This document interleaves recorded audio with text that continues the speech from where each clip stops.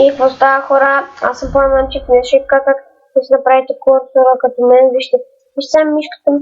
Не знаете нормалното това триъгълното, а вижте моята такова сечета точка. Идвате в този сайт, ще го има долу в описанието. Например, сега да речем, искам да ме нещо на Майнкрафт, пишем тук горе Майнкрафт. Сега за... Ето искам сега, например. Ето я. И цъкате, такова ще трябва да ви видно. Цъкате download. Изтегля ви се. Добре, изтеглило ви се. Изтеглило се и... Така, малко ще върна. Така, хора, извинете, викнахме. И сега, като ви се изтеглило, слагате го на декстопа. Да. Декстоп ще го слагате да стане четимахте. Цъкате десен бутон. Десен бутон.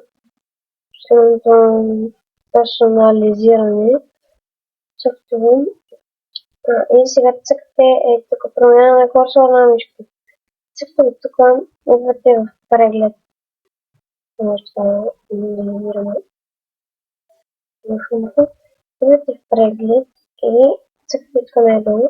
И вместо този меч тук най-долу. Това продължи. И чак това е завжди. Така ще такова, цъкате отворим. Продължи.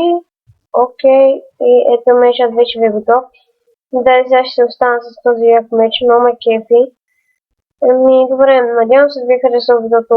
Ако ви харесало, абонирайте се, коментирайте. И пишете в коментарите долу, ако искате да правя някакви предизвикателства и така нататък. Пишете в коментарите, ако ви харесало, абонирайте се и сори за това кратко видео. Ще се затвори всички неща. Как? Много трудно спуска. И така, надявам се да се абонирайте и сори за клипа колко беше малък и баба.